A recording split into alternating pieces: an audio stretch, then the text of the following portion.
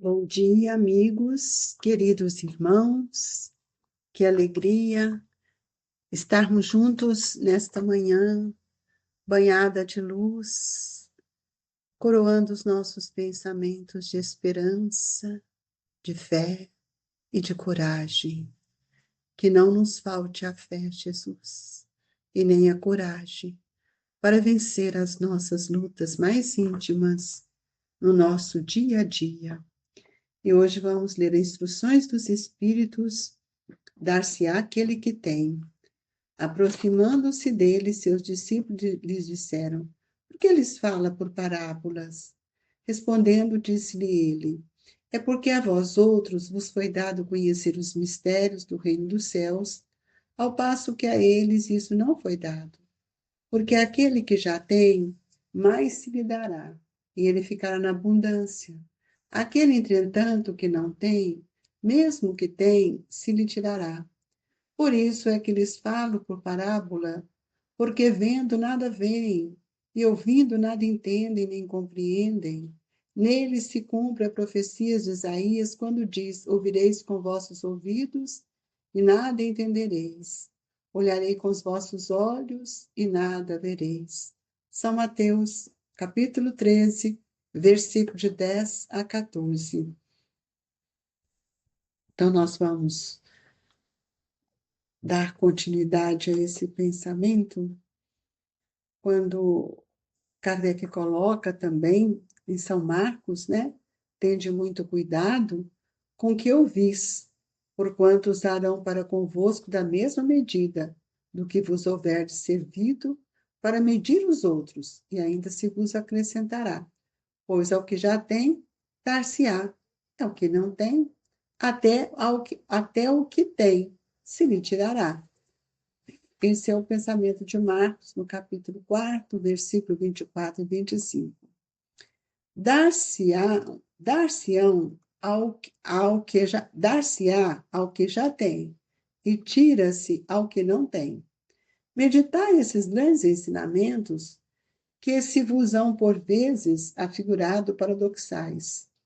Aquele que recebeu é o que possui o sentido da palavra divina.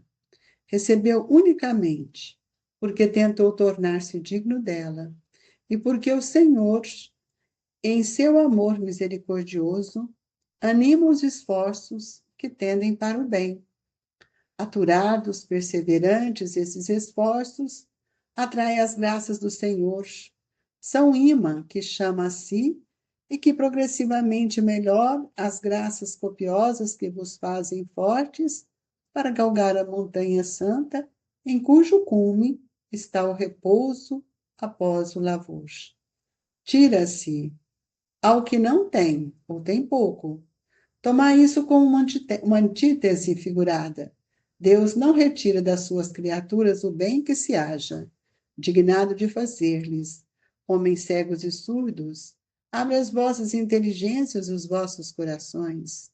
Vede pelo vosso espírito, ouvi pela vossa alma, e não interpreteis de modo tão grosseiramente injusto as palavras daquele que fez resplandecesse aos vossos olhos a justiça do Senhor.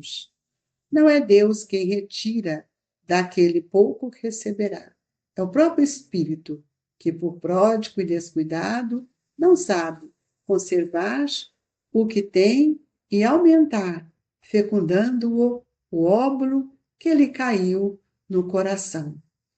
Nós vamos convidar a todos a elevar o nosso pensamento a Jesus nesta manhã de luz, para que possamos compreender tudo aquilo que ele veio nos trazendo, e especialmente a didática do Cristo, que são as parábolas, para que nós possamos ampliar o nosso olhar em relação a tudo isso que nós temos recebido. Senhor, que as suas bênçãos se façam junto a cada um de nós, e que a sua paz, sua serenidade possa nos fortalecer em vibrações de paz de esperança e de muita alegria. Por isso, Senhor, nós te agradecemos por tudo que tem nos dado, pedindo aos Espíritos amigos que possa olhar por todos os nossos irmãos que caminham conosco, familiares, amigos, companheiros de trabalho, que todos sejam agraciados com a sua luz, com o seu bem, o seu amor, alimentando-nos de muita fé, de muita esperança, para que nós possamos vencer nós mesmos. As palavras de Jesus, meus irmãos, elas ganham ressonância na consciência do Espírito. A partir do momento que todos nós passamos a compreender que as palavras de Jesus são palavras de vida eterna. Então, quando os discípulos perguntam para ele por que ele fala por parábola, aí nós vamos ver que ele está falando, por isso é que eles falam por parábola, porque vendo nada veem e ouvindo nada entende. Nele se cumpre a profecia de Isaías quando diz: ouvireis com os vossos ouvidos e nada entendereis. Olharei com os vossos olhos e nada vereis. As parábolas, elas são processos didáticos que o Cristo trouxe para chegar ao coração de todos, sem mostrar que eles não compreendiam que eles eram inferiores a quem quer que seja. Ele usa de todas as passagens ou palavras ou aquilo que era do costume deles, da cultura deles, do fazer dele.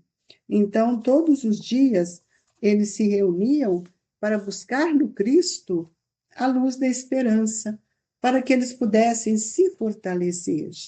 Então, nós vamos ver aqui aqueles, dar-se-á aquele que tem. O que nós temos? Então, nós vamos analisar: a que mais tem, mais se dará. O que eu tenho, amigos, construído em mim? Se eu já conheço e já tenho dentro de mim a caridade, o que eu tenho que fazer?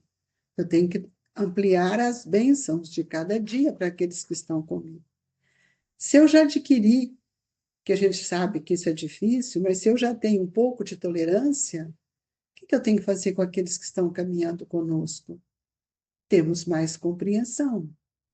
E se nós alimentamos a esperança como um olhar de confiança, é porque nós temos mais fé. Então, a fé, ela está ligada à esperança e à caridade, porque ela me sustenta.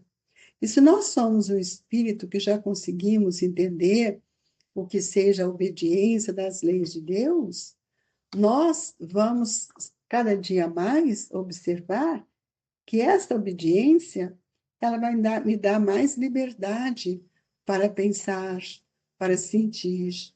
Então, nós precisamos tomar muito cuidado com tudo aquilo que nós ouvimos, porque às vezes as pessoas falam aquilo que elas não conseguiram ainda consolidar dentro de si. Quando eu me torno uma pessoa estudiosa, o que acontece comigo? Eu amplio o meu olhar e passo a ter mais discernimento. Hoje nós estamos vivendo num mundo em que a gentileza não é muito vista. Por quê? Porque não temos isso conquistado em nós a ponto de cooperarmos com os outros com alegria. Então, por isso que Jesus, nesse capítulo, Kardec nos traz isso de uma forma tão brilhante, né? Quando ele tira-se o que não tem, ou tem pouco. Tomar isso como uma antítese figurada. Deus não retira das suas criaturas o bem que se haja dignado de fazer-lhes. Por quê? Porque isso vai sedimentar em nós uma postura e um trabalho diferente. A gente pode ver que nós estamos falando tanto de fraternidade, mas não somos fraternos ainda, porque não amamos, não olhamos o outro com alegria. E nós devíamos ter muito mais alegria do que aquele outro que não compreendeu o que Jesus veio nos ensinar. Então, muitas vezes, as nossas lutas, que a gente fala que é um sacrifício, são dores, nada mais é do que uma conquista, porque nós já temos aquilo, construções dentro de nós. Ninguém vai cultivar o campo que o trabalho de seu pai lhe granjeou e que lhe coube herança, o vê cobrir de ervas e parasitas. Nós vamos buscar a trabalhar, vamos entender que nós precisamos sermos mais desprendidos. O desprendimento vai mostrar que quanto mais desprendido eu sou, ou eu tenho esse desprendimento em mim, é porque eu já consegui ter uma construção espiritual. Então, eu tenho posses espirituais, né? Então, o Evangelho, amigos, ele é um roteiro que nos guia, né? E que nós precisamos ter mais respeito para com o próximo. E para que eu tenha mais respeito, eu preciso estar desenvolvendo em mim a atenção por tudo aquilo que acontece à nossa volta. Então, Kardec coloca aqui na mensagem de um espírito amigo, ele coloca: tira-se o que não tem ou tem pouco. Tomar isso como uma antítese figurada. O que quer dizer? Aquele que não cultiva o campo que o trabalho do seu pai lhe granjeou e que lhe coube a herança, se ele não trabalha, se ele não se esforça, ele vai ver o quê? As ervas, os parasitas, e isso não vai dar para ele uma colheita. É seu pai quem lhe tira as colheitas que ele não quis preparar? Não, não. É a nossa indolência, é a falta de atenção, é a falta de respeito às leis de Deus. Quando nós temos mais serenidade, amplia a nossa visão. Nós temos outra visão. E aí é que nós temos que ver, nós, enquanto espíritas, o que nós estamos fazendo? De que forma nós temos espalhado a verdade, semeado no coração dos outros? Então, é preciso que a gente entenda que nós estamos recebendo dos espíritos muitas oportunidades. Então, nós vamos ver que todos nós estamos sendo chamado para dar aquilo que nós já temos e não aquilo que nós não temos. E nós vamos ver se a falta de cuidado deixou, se a falta de cuidado deixou fenecer-se as sementes destinadas a produzir o campo, é o seu pai que lhe cabe acusar por nada produzirem elas? Não, não e não, diz o Evangelho. Em vez de acusar aquele que tudo lhe prepara, de criticar as doações que recebera, queixe-se do verdadeiro autor de suas misérias. E arrependido e operoso, meta corajoso, mãos à obra, arroteie o solo ingrato com o esforço de sua vontade. Então, nós gostamos muito de falar do outro sem observar a nossa vontade, o nosso trabalho. Então, quanto mais boa vontade eu tenho, maior é o meu resultado em tudo que faço. E mesma coisa, nós espíritas que temos um conhecimento, eu não sei se nós temos mais conhecimento, mas nós temos um conhecimento que amplia o nosso olhar em relação a tudo que está à nossa volta. Então, o que vai pedir para nós que temos mais conhecimento? Responsabilidade dos nossos atos. Nem sempre nós estamos sendo atentos a isso, adiando para amanhã tudo aquilo que eu poderia fazer hoje. Então, meus queridos amigos, nós estamos numa hora que precisamos de perguntar para nós mesmos: que solo é o meu? Que ferramenta eu tenho para trabalhar esse solo? Será que eu tenho força? Porque mais força é só para aqueles que já construíram dentro de si a humildade. Então, eu preciso saber se isso está em mim.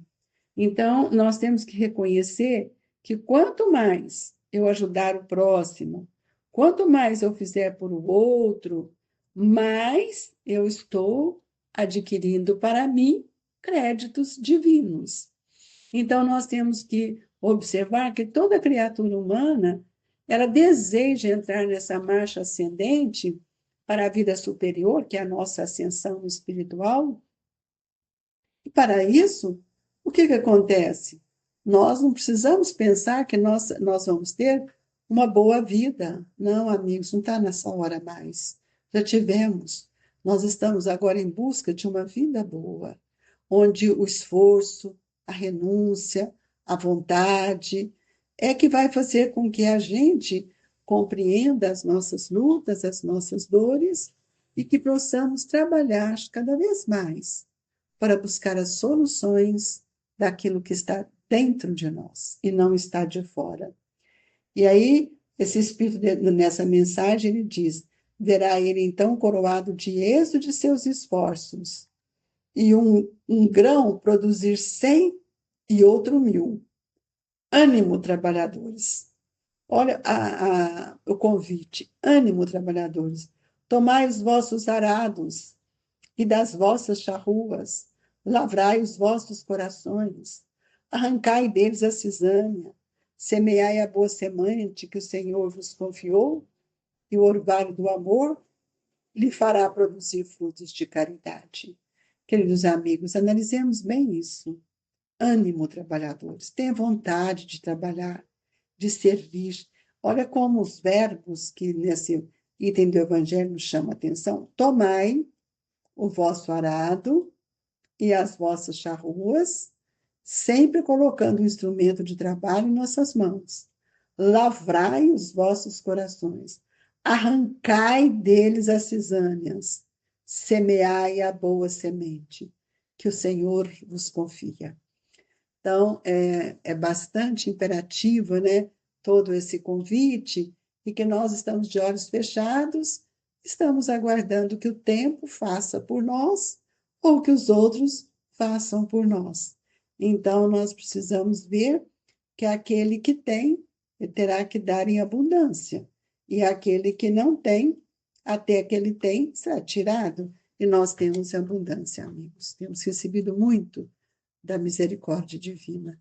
Deixamos aqui o nosso agradecimento a todos os nossos irmãos que estão compartilhando conosco do Evangelho, e juntos gostaríamos de pedir a Jesus que ele possa nos amparar, trazendo para todos nós as vibrações de amor, de equilíbrio e de paz. Que o passe ative os nossos centros de força, ative o nosso coronário, nosso frontal, para que possamos mudar nossas ideias, criando novos momentos para a nossa intimidade espiritual. Que a nossa água seja fluidificada e que nós possamos tomá-la com fé, com coragem, com a certeza de que o medicamento nos foi dado. Deixamos no coração de todos as nossas vibrações de paz, de alegria, e que Jesus nos fortaleça hoje e sempre. Que assim seja.